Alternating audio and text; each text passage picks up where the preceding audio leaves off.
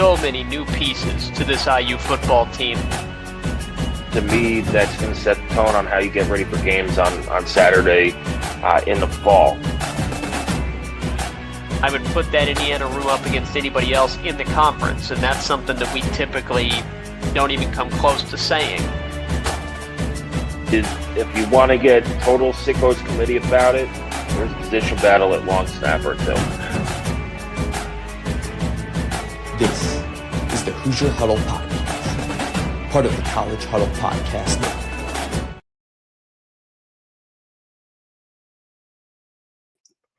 All right, welcome to the Hoosier Huddle Podcast. I think you guys could hear me now. Sorry for the technical issues. Just always has to be something. But I'm Sammy Jacobs. We'll have all our stuff ready to go for Big Ten title. So send in your questions in the comments section. We'll read them off. We'll show them in comments as well. We'll break down matchups to watch, keys to a win, anything and everything Indiana football this weekend in Indianapolis. So the festivities start tomorrow as Indiana's football team will be led up to Indianapolis by an Indy car, leaving Bloomington at 5:30. Fans are encouraged to go send off the team in style tomorrow. And then, Big Ten Fan Fest kicks off tomorrow. Friday's my favorite day to go to Big Ten Fan Fest since nobody really goes and it's always empty on Fridays. No lines for anything. You could do all the stuff that's meant for kids, and it's a ton of fun.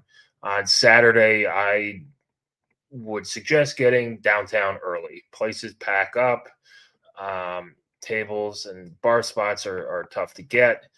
So it's going to be a festive atmosphere down in Indianapolis. Who do major sporting events very, very well. So send in your questions. We'll get down to it here in a second.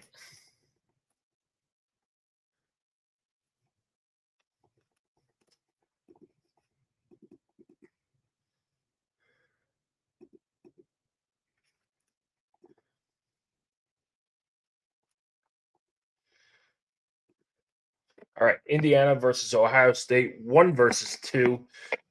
Even though some national outlets are downplaying it, it is only the third time, I believe, in Big Ten history that 1 versus 2 plays each other in conference. There was 2006 Michigan, Ohio State, and then I think 1985 Iowa, Michigan at Kinnick Stadium. So it's a rarity. Tickets to get in price at Lucas Oil Stadium somewhere around $600. Kind of a ridiculous. They should have bought the tickets when IU beat Oregon, and they were still like $150 a piece. So it's going up. Hopefully they go down. Big Red warm up is at the convention center as well, and it's going to be a packed day in Indianapolis. So let's get down to it. The tail of the tape here. Both teams come in 12-0.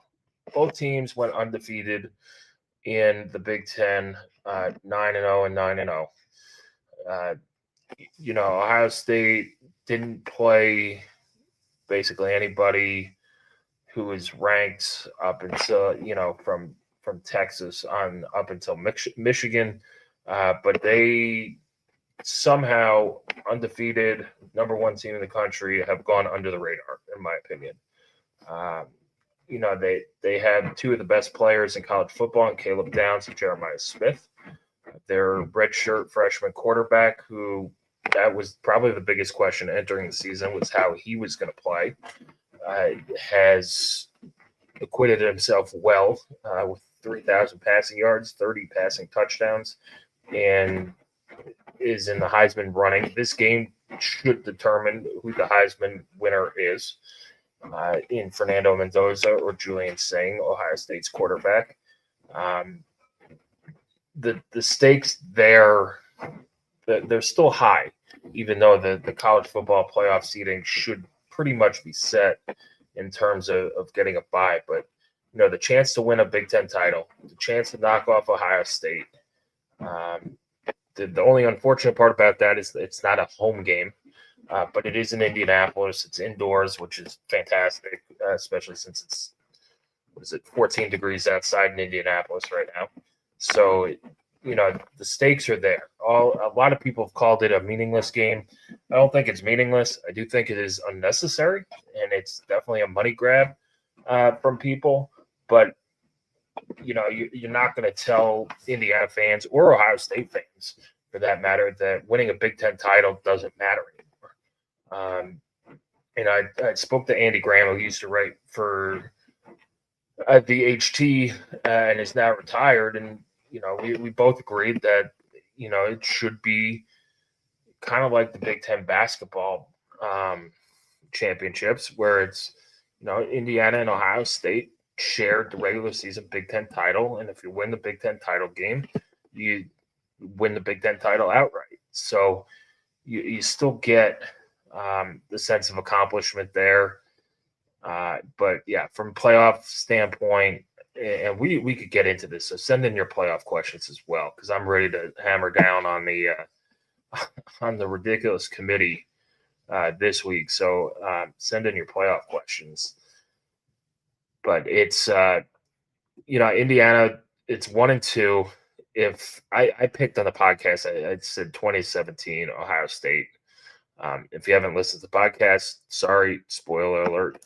But if it's a game that's in one score or 3 points like that, if IU loses, they shouldn't drop out of that 2 spot. I mean, the worst that they're going to do is drop down to 4, and that's if Ohio State runs them out of the building, which I don't think is going to happen. And then if the flip side happens, Ohio State probably shouldn't drop past 2 either. So we'll see what happens. It's not meaningless in that way, but it is. The stakes aren't as high for a playoff position. It's not like Duke and Virginia. It's not really like the SEC title game either, where if Alabama loses, they're putting themselves in peril as well. But kind of like the Big 12 title game a little bit. BYU puts themselves in peril if they don't win, but Texas Tech should be in. So let's get. I'll take a second to let questions roll in. We got 131 people in here, and we got our first question from Alex Compton. Assuming we get a bye, where do we go with win and with loss? Okay. With a win, IU's going to the Rose Bowl. That's just, I think, how it's going to work. And I think it's pretty much official. The winner of this game goes to the Rose Bowl. The loser, from what I've heard, Indiana will probably go to the Orange Bowl. And I'm fine with either one of those. I would love to go out to the Rose Bowl for the one magical day. As cool as it was to see the Rose Bowl during UCLA, the stadium's not all that fancy and all that stuff. But on January 1st, the magic of that day transforms that place into a special place. And it is a magical place. You want to go to the Rose Bowl. If you go to the Orange Bowl, a lot of Florida Hoosiers will be there. We saw that happen when IU played down at FIU, a handful of years ago. IU will travel anywhere now. It is so great to see. They took over Ross-Ade. You saw it last year at the Rose Bowl. You saw it at Northwestern, where half that stadium was IU fans. You saw it even in the Horseshoe against Ohio State. That was the loudest you heard IU fans get in there. So, yeah, D'Angelo Pons is father. Angelo Pons, welcome to the show. I haven't ran into you in the Uber line this year. And, yeah, so hopefully it's a Heisman-Doza showdown against Julian Sayin. So print the T-shirts. I don't know what Julian Sayin's thing is, but, yeah, print the Heisman-Doza show. All right, chances the three of the 4 buys are Big Ten teams. I think it's lower than people think.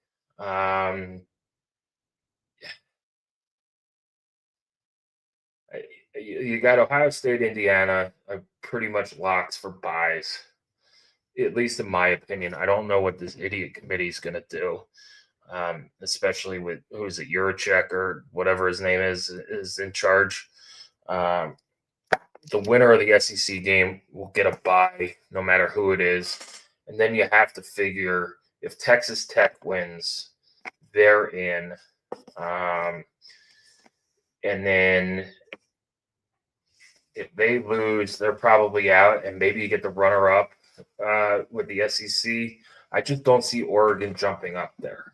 I just don't. It could happen, but I don't think the chances are super high.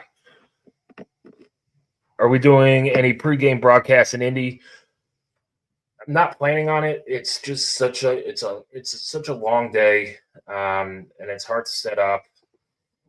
We'll be around. And we might do some mobile broadcasts on TikTok and Instagram and Twitter and all that stuff, and do some man on the street stuff. But to sit down and broadcast it, probably not. But we will be down. We're going to Big Red warm up. We'll be at FanFest on Saturday. We'll be around Georgia Street on Saturday as well. I know some other podcasts are doing broadcasts and things like that. But it's a day that we want to enjoy too. We've been doing this since 2013, put in a ton of work, and to soak it in with you guys and the fans is part of that. And we'll see if we could do a live broadcast. It would be fun to do, but that's not really our plan. Our plan's more to shake hands, interact with people, come ask us questions at wherever we are, and we'll be happy to talk and stuff like that. So it's more of a personal interaction than just basically talking to my wall right now. IU needs to win a trophy that is permanent and that's theirs forever. The Buck and Spittoon are great, but they're just rivalry trophies. Yeah, I mean, this is anytime you could add hardware to the trophy case is great. Anytime you could add a Big Ten championship, it's great. IU has 2 of those trophies. At least they have won 2 Big Ten championships. Whether or not they have the actual trophies is beyond me. But yeah, it's to have that hardware, parade it around with alumni, donor events, pep rallies, all that stuff is pretty cool. Usually you just get to see the Big Ten trophy at Big Ten Media Days or some other event for the conference. And you're like, hey, one day we'll get to do one of these. It has been since 1991 and the Copper Bowl, since IU's won a postseason game. This should count as a postseason game if IU wins it, but the season's not over with the loss. You get to go to another major bowl game and in the playoff and win that. Still counts as a bowl win. You got to get off of that bowl losing streak list as well. Let's go to Paul Starr. Am I crazy to actually have confidence going into this game? No. I kind of feel crazy that I picked Ohio State, but you got to listen to the podcast to hear my reasons. So, no, it's not crazy. When I did a couple of Ohio State podcasts with them, they were convinced that IU would have 70% of the fans there, at least. I'm not 100% sure. I would expect it to be 50-50, but coming from the other side, if they think IU is going to have more fans, there's a pretty good chance at that. IU does match up well against them. You have 2 really, really good receivers for Ohio State. Probably the 2 best receivers in the sport. The 4 best receivers in the sport are going to be on the field in the game as well, with Omar Cooper and Elijah Surratt. So definitely a lot of star power. But you have D'Angelo Pons, who's an all-world corner. Can he shut down or at least limit Jeremiah Smith. And then your other corner, Jamari Sharp, is going to have to play well, and your safeties are going to have to communicate. You're going to have to get pressure on Julian Sane. It's hard to say that Ohio State has a weakness, but where they're not the strongest at is giving up pressure up the middle. And that's where Tyreek Tucker, Mario Landino, and Hosea Wheeler have really lived this year and make it difficult. Is if you could get pressure up the middle on Julian Sane, his PFF ratings and scores, quarterback ratings and all that stuff drop dramatically. He's still good against the blitz. He's still good, when the pressure's on him, his accuracy goes down just a tick. And Ohio State hasn't played a defense like IU's yet. Everybody's saying, well, Ohio State. Well, Indiana has a good team too. So, yeah, you're not crazy for having confidence. If this game was outside and it was 14 degrees, confidence in Fernando throwing a cold ball got pretty shaken last week at Purdue. But guess what? It's indoors. I'm going to take an educated guess and say the roof's going to be closed. And that was a joke. And the offense should be pretty well. Here's the key. Drew Evans has to play. And if Drew Evans plays, my confidence goes up. They're undefeated they only lost 2 games the last 2 years. But when he plays, they're undefeated, and that offensive line looks so much better. And you have so much more depth. You don't have, you could substitute Mikulski in there.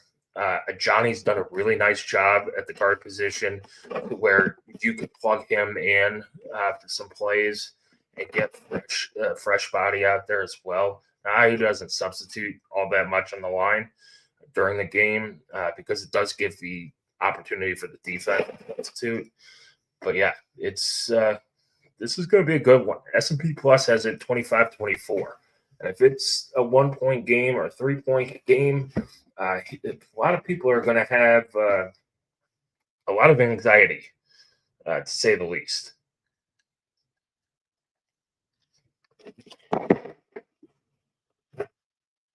I think the offense has to play better.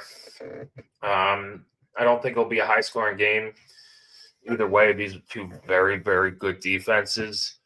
And I know the old adage, and a whole bunch of Bobby Knight fans are going to throw stuff at me for saying this. I don't think defense wins much anymore. I think defense keeps in the game, and now it's an offensive game. All these rules are geared towards offense. And it's so hard to play defense. So, your defense could be really good and hold Ohio State to 20 points. But if your offense doesn't do anything, you're not going to win. So you got to have an offense. I think if the offense has a really good day, I think IU's in good shape because the defense could make it hard for Ohio State. But they're both good defenses. I think the over-under's at 48.5, and TJ and I both took the under. But I think if the offense has a better day, IU has a better chance to win. If the defense has a better day, IU still has a chance to win. I just think it's slightly less. Any updates on EJ Plank? No updates. I assume it's an ankle injury based on him getting tackled. He was kind of dinged up going into Wisconsin. Got tackled around the ankles and limped off, which to me screams ankle sprain. But I'm not a doctor, not a nurse, not a medical professional. Anyway, it wasn't shocking that he was on the injury report to me against Purdue. We'll see. He's had, 3 weeks to get ready. He's an important piece. He doesn't have the numbers that Surratt and Omar Cooper have, but he gets those big first down catches that go for 7 yards, which sounds moronic, a big 7-yard catch of first down. But that's one of the keys to make this offense go, is that they're in 2nd and 3 or 2nd and 4 and then 3rd and 1, and they just, continue to go downfield that way. So as good as Charlie Becker has seen, they kind of missed that against Purdue. Now, some of that was Fernando just was terribly inaccurate with the ball. It shouldn't be that way on Saturday. So we'll see. But yeah, EJ, don't know. We'll find out 2 hours before the game when the availability report comes out. I haven't heard anything that Sig said. Nobody asked about injuries on Monday, which I'm fine with. I think the injury questions are sometimes silly, and we only get so many questions. And you're talking about a Big Ten title game that's number 1 versus number 2. It just doesn't happen. Hoosier Hayes on Drew Evans, a clean bill of health. I don't know if it's a clean bill of health, but he did dress out against Purdue. He warmed up, and I think they just gave it to him for the extra week. So, you don't, if there was any chance of him getting injured or making it worse, I don't think you play him or even let him warm up in the cold like that. So I would expect him back. I expect him. He was off the injury report on Saturday. Again, not a medical professional. They're not going to tell you if it's a clean bill of health. Is he 100%? I don't think anybody's 100% this time of year in college football.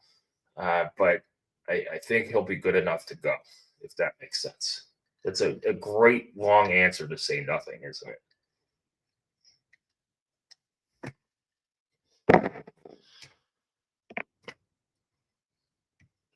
But good questions all night. Keep them coming.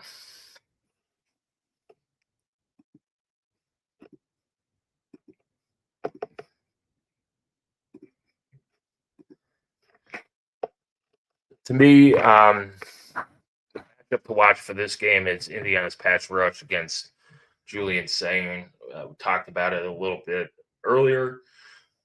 Chances the game lives up to the hype. Do games ever live up to the hype?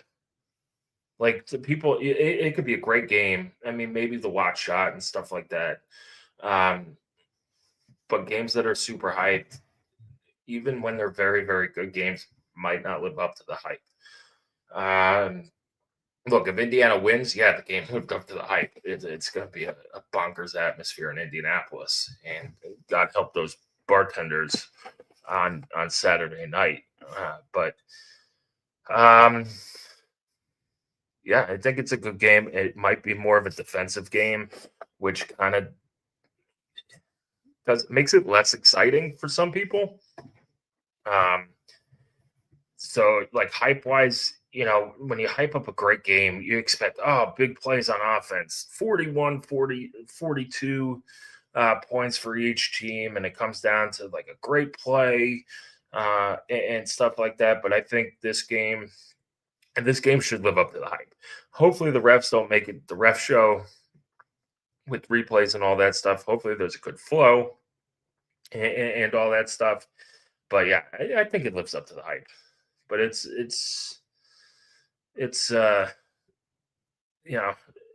sometimes people hype it up too much and they'll never ever live up to expectations. Yeah, force Sain to make a freshman mistake if that's possible. It's possible.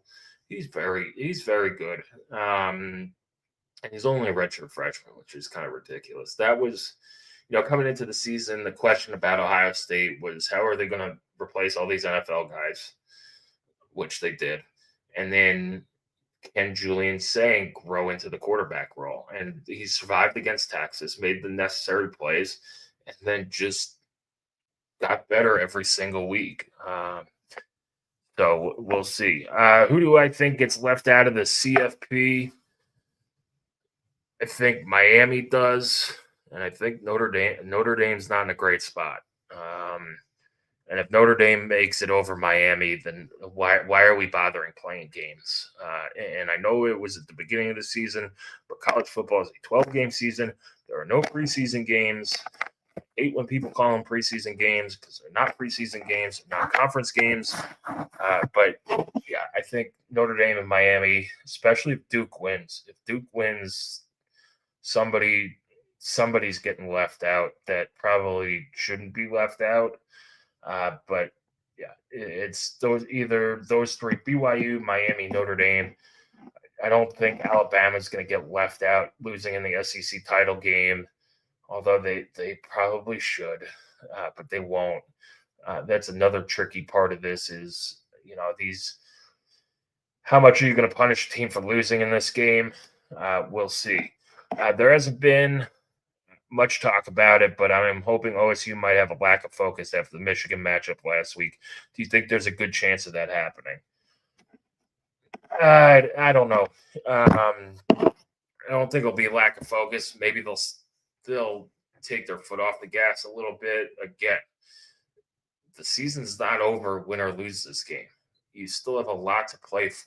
You still have at least 3 more games left if you want to get the ultimate goal. So, is a Big Ten title important? Yes, absolutely. Are there other bigger things to play for? Yes, absolutely. Are you going to sacrifice those other things to win a Big Ten title? That's the question. So if you're getting beat up, I think both teams are going to try to get this game over as quickly as possible. Run the clock, chew up the clock. Michigan went on a 20-play, 11.5-minute drive last week. We'll see. I think Ohio State has been in neutral for most of the year. How long does it take them to get out of neutral? I've seen Ohio State in this championship game blow Wisconsin out. I've seen them beat other teams. They're going to be ready to go. So, yes, shutting Ohio State fans up would be fantastic. Have they really faced a defense that pressures the quarterback as much as IU yet? I'm excited to see if we could get some pressure on him. So let's see the defenses that Ohio State played. Texas is a pretty good defense. Michigan got no pressure on him, like none, 0.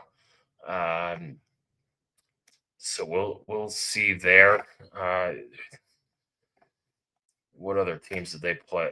Penn State got I think a little bit of pressure. Let's see what Penn State did against Ohio State. Their pass rush in that game, it was graded out on PFF at 65.8. For reference, against us, it was 76.4. It was, they had the same pass rush against Ohio State that they did against Northwestern. But, it's, and Rutgers and all that stuff. I would say Penn State's probably the best on that one. So, would you rather win this game? I'd rather win this game than lose. Yeah.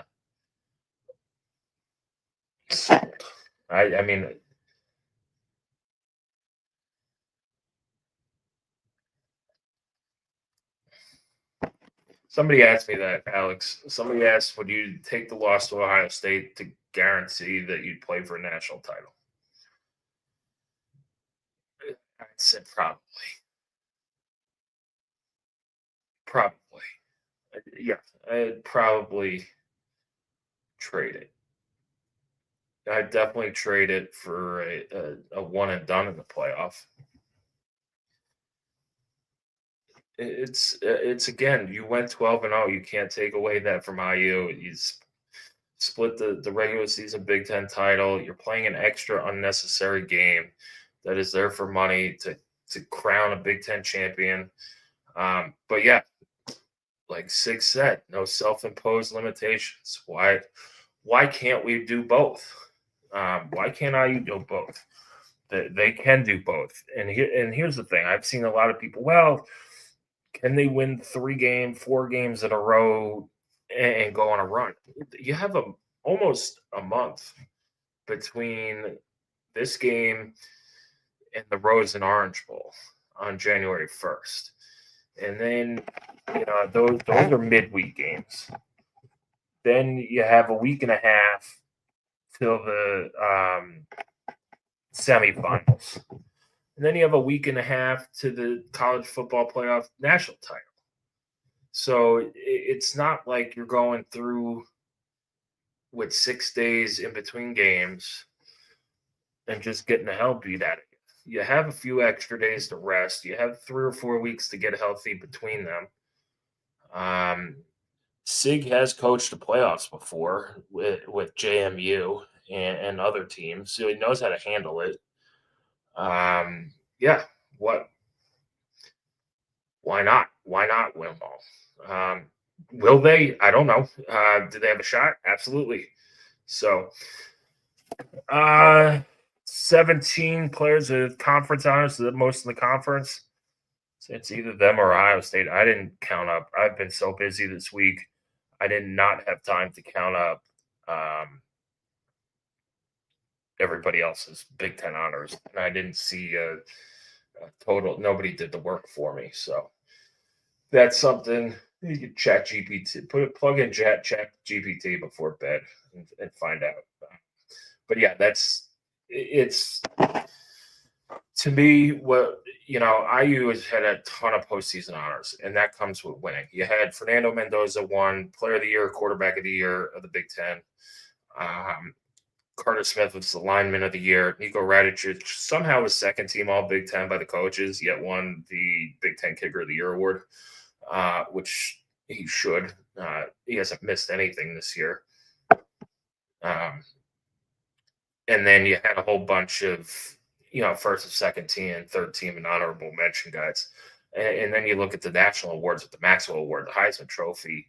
Aiden Fisher's up for the Lombardi Award. It's just unbelievable about how many national awards IU's up for when we don't get to do it. How much of an advantage does IU have in the special teams department against Ohio State? I think Indiana is better on special teams than last year, and that's where IU lost the game last year. That and the offensive line, and both are improved. We all love Mike Kadick, but his answers about the Ohio State game and the noise did not inspire a ton of confidence. That he couldn't hear the clap. We're just going to snap the ball whenever. It was clear that they timed it up, and all those things. And then, of course, I don't want to bring up all the bad memories and PTSD for everybody. You had the drop snap on the punt, which turns a 7-7 game into a 14-7 game. And then coming out of halftime, you have Evans punts it to the wrong side of the field. Yes, the coverage team probably should have tackled him, but they had a long way to go, and there's a lot of gaps when you kick it to the wrong side of the field. And Caleb Downs takes it for a touchdown. All of a sudden, it's 21-7, and that's it. It's over. Right there. This year, the offensive line is better. Coogan has played up. This will be his 4th game against Ohio State. It's in a neutral stadium, so it's not going to be 110,000 screaming Buckeye fans, for a lack of a better word. That noise will be, and IU's gone into plenty of places with noise this year. So, the special teams is better. Now, I'm not super impressed with Mitch McCarthy's punting, but he also hasn't had that critical error yet. I think Nico Radicic is really good. They need Brendan Franke back. If Brendan Franke comes back, he can negate the kickoff return. Ohio State has elite athletes all over the field, and they just have that one guy who returns kicks, who runs like a 4.1 40, and could get upfield. If you could have Brendan Franke kick the ball out of the end zone, that negates that part of the game. Plus, you're not getting smashed by blockers on those plays and beating people up. And then, as good as Radicic has been, it's clear that Brendan Franke has the stronger leg on long field goals. and he could be a weapon there in a game that you might need a 58-yard field goal. So we'll see. Again, from Hoosier Hayes, leaving Kamara and Daly off the all-conference teams was certainly a choice. I understand Kamara. He has not had the year. Now, he has the quarterback pressures, and you can go off of PFF scores and all that stuff. And, he's been double-teamed, held, chokeholded, whatever you want to say. He's affected the game in a positive manner. However, when you're looking at the stats, and I vote on a lot of this stuff too, and you can't watch every game and every rep and every play of every team in an 18-team conference. However, you look at the stat sheet, and he's just not filling up the stat sheet like he did last year. So I understand him. Daly, I kind of get too. He only played half the year. And people look at that. Now, to me, that should mean that he gets more credit because look what he's done in half a year. But, if you had the Kellen Wyatt, Stephen Daly split and put him like second team Big Ten, I'd be okay. But yeah, it's the voting for these awards, at least in my experience when voting for them, you go to the stat sheet and then you go to the tape. So if it's whatever, Jacob Rodriguez from Texas Tech, okay, let's go see some Texas Tech games and all that stuff. But you're not watching these games and going, ooh, that guy. Especially when they're not filling out the stat sheet. But I know that's kind of a hot take on Kamara and Daly, and people want to be mad about it. I understand Kamara, and I kind of understand Daly too. Daly got more of a snub than Kamara.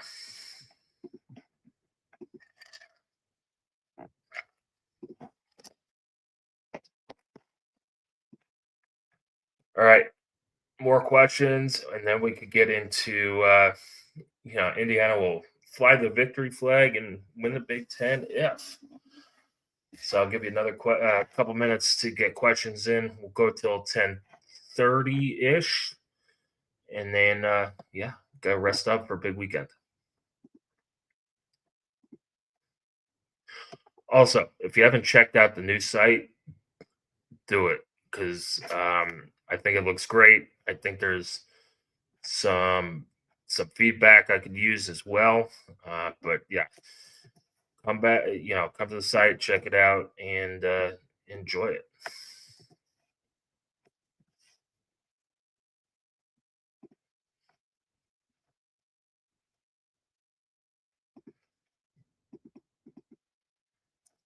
All right, last call for questions, and then we'll get into keys to victory.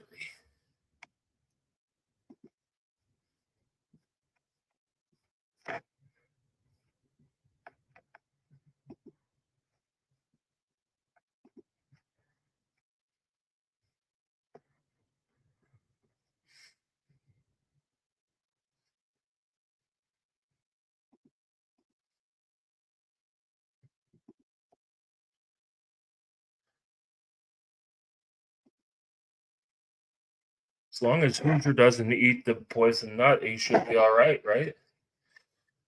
I mean, that's the Ohio Bobcat got Brutus a couple years ago. It's like a decade and a half ago. I mean, the Ohio Bobcat beat the hell out of Brutus too. So, look, here's my take. Whoever Hoosier the Bison is able to jump out of an airplane by himself, which means he's probably a military guy. And those dudes or ladies are badasses. So I'm going to take Hoosier the Bison. And he rides a motorcycle, or they ride a motorcycle, whatever it is. But, they kind of tip their hand jumping out of a plane, no guide. No, you have to have a certain number of jumps or hours or however they count them to jump out of a plane. Usually that means you're military or some sort of person who goes and jumps out of planes all the time. So give me a Hoosier.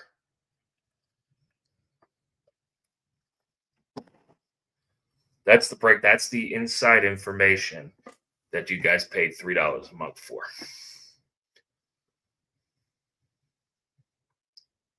And Jeremy Gray is not Hoosier the Bison. I've seen them both in the same place at the same time.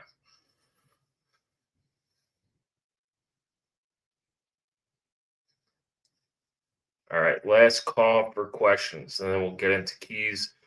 Keys to an IU victory.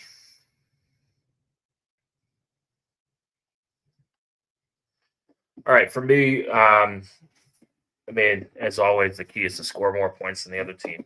But let's get real now. Who other than Mendoza do you see being the X factor to tilt the advantage to IU?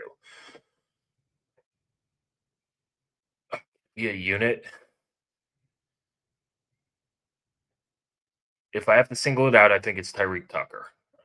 The dude is built like a fire hydrant, and you don't want to ever run your car into a fire hydrant because it will not go well.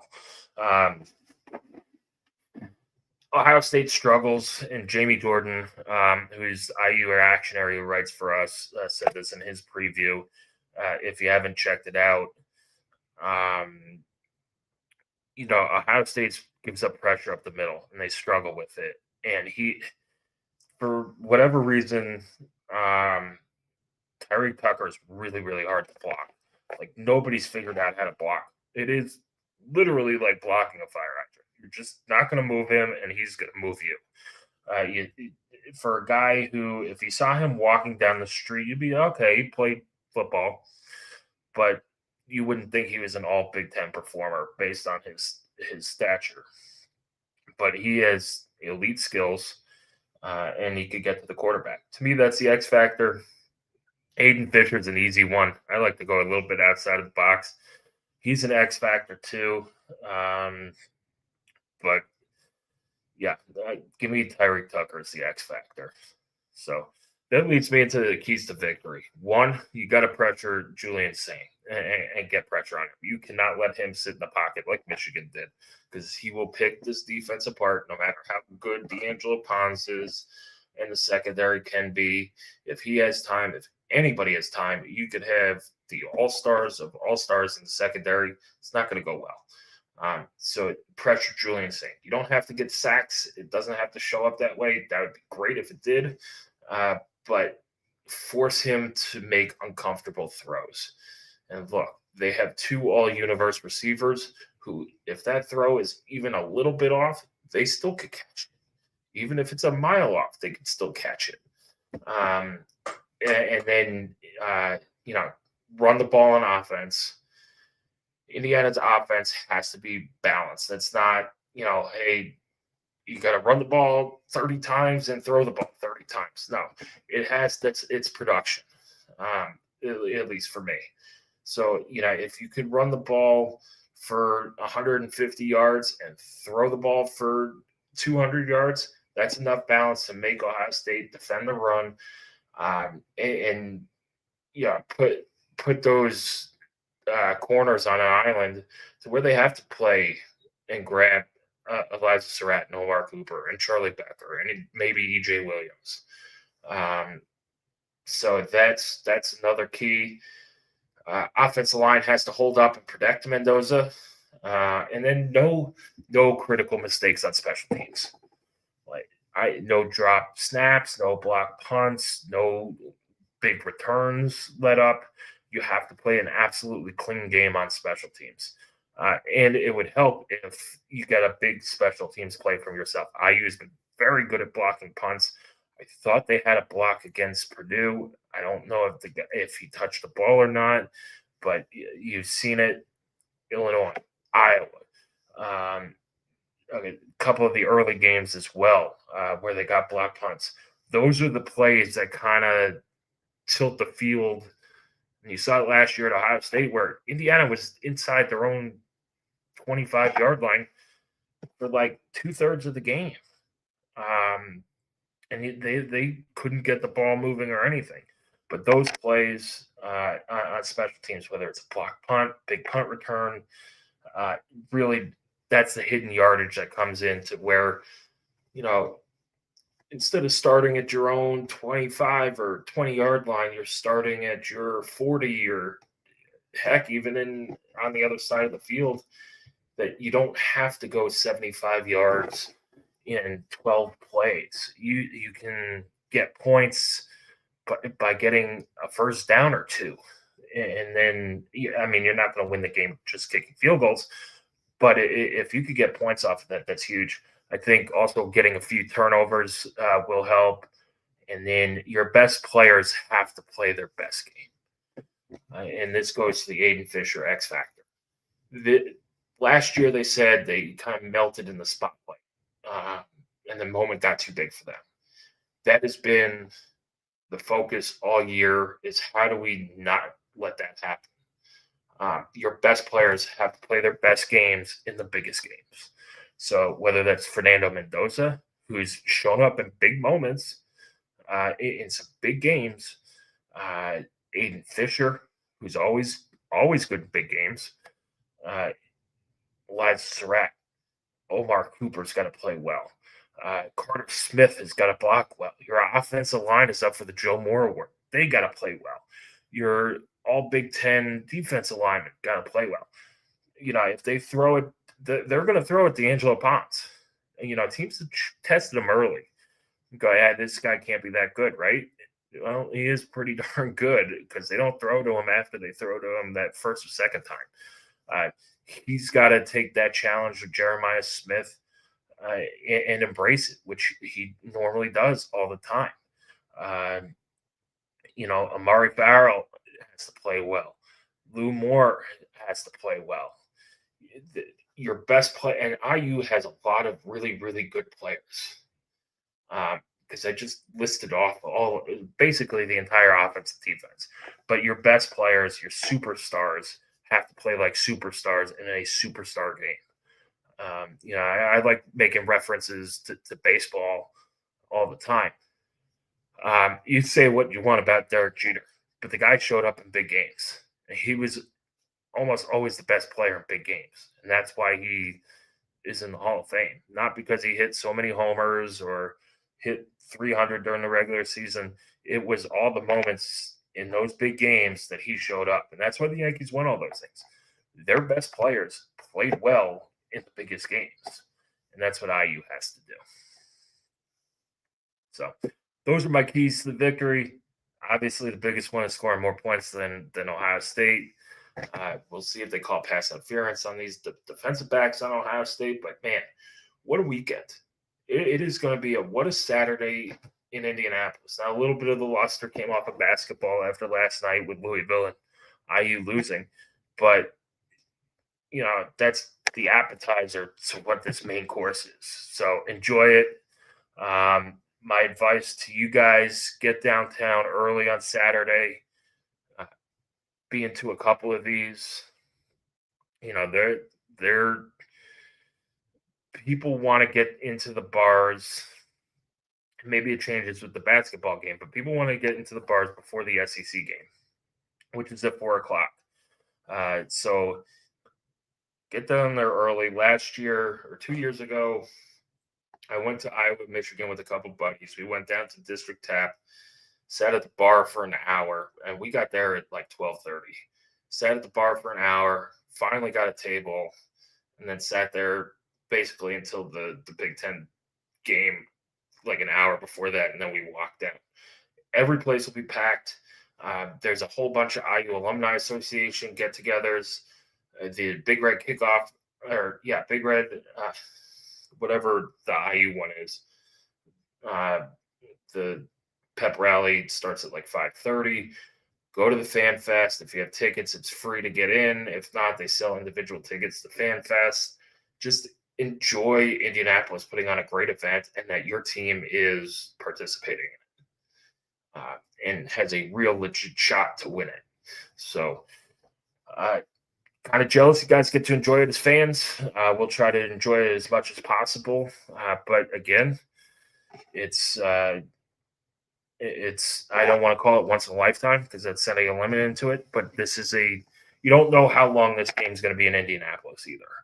And to host it in the state that your school's in a great downtown area like Indianapolis for hosting events like this, it's pretty special. So if you see us on the street, if you see me out and about, do not be a stranger. Say hi, introduce yourself.